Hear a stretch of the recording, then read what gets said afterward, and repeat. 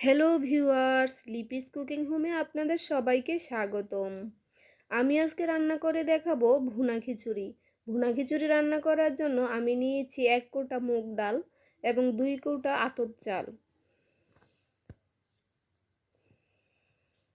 চুলায় এখন আমি একটা ফ্রাই প্যান বসিয়ে দিয়েছি। মুগ ডালটা আমি এখন ভেজে নেব। মুগ ডালটা দিয়ে দিচ্ছি।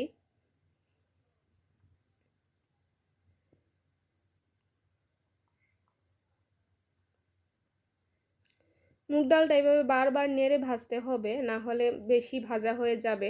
বেশি ভাজা হলে আবার সিদ্ধ হবে না। মুগ ডালটা অবশ্যই হালকা করে ভাজতে হবে। মুগ ডালটা আমার ভাজা হয়ে গেছে, এখন আমি এটা নামিয়ে নিব। আমি চাল এবং ডাল একসাথে ভালো করে ধুয়ে পানি ঝরিয়ে নিয়েছি।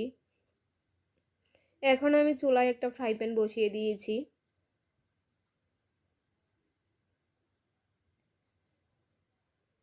ফ্রাই প্যানটা গরম হয়ে গেছে, এখন আমি তেল দিয়ে দিচ্ছি।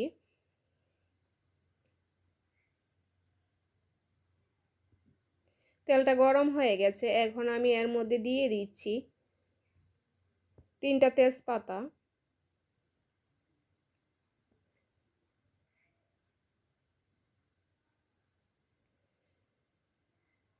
দিয়ে দিয়েছি 3টা এলাচ থেতু করে, 4টা লং, 2 টুকরা দারচিনি, দিয়ে দিচ্ছি 2টা শুকনো মরিচ।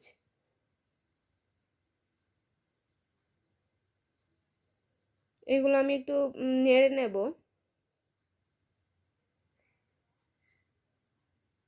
মশলাগুলো থেকে একটু স্মেল বেরোলেই আমি এখন দিয়ে দেব ধুয়ে রাখা চাল ডালগুলো।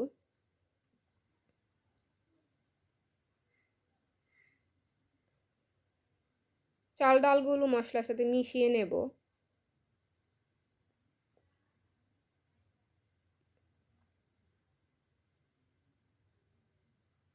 এভাবে বারবার ভেজে নিতে হবে।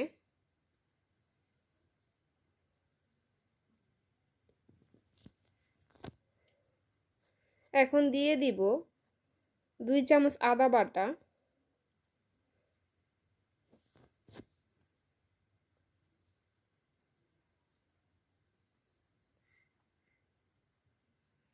দিয়ে দিচ্ছি 6-7টা কাঁচামরিচ ফালি করা। এখন আরেকটু নেড়ে নিব।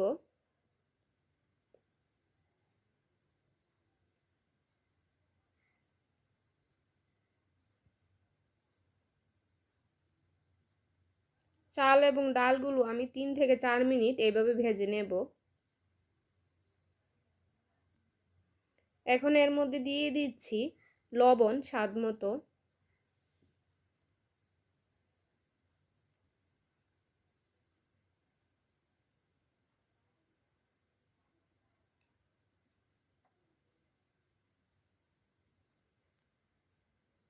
দিয়ে দিচ্ছি হলুদ গুঁড়া আধা চামচ,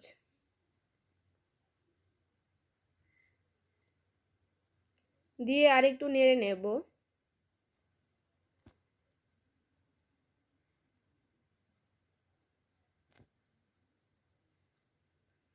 চাল ডালগুলো ভাজা হয়ে গেছে, এখন আমি এর মধ্যে জল দিয়ে দেব।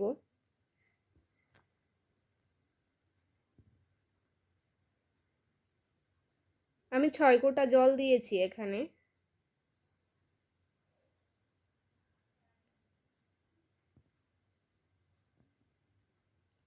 এখন আমি এটা ঢেকে দেব।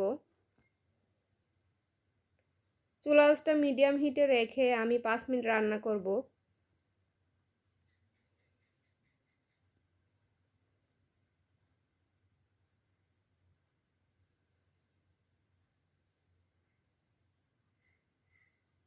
পানিটা যখন অনেকটাই শুকিয়ে যাবে তখন আরেকটু নেড়ে নিতে হবে।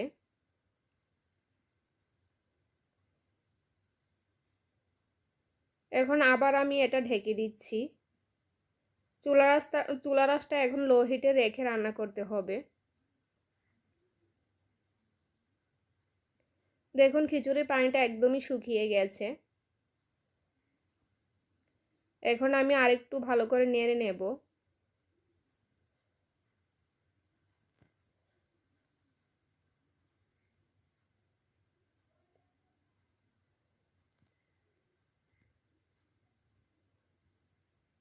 এখন আমি এর মধ্যে দিয়ে দিচ্ছি 2 চামচ চিনি।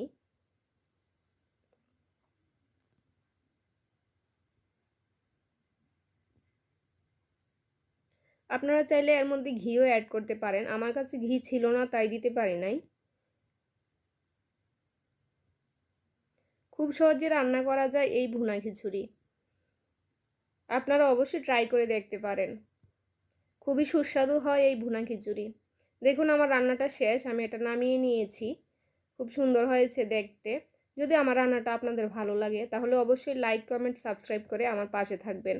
এতক্ষণ আমার সাথে থেকে ভিডিওটা দেখার জন্য সবাইকে ধন্যবাদ।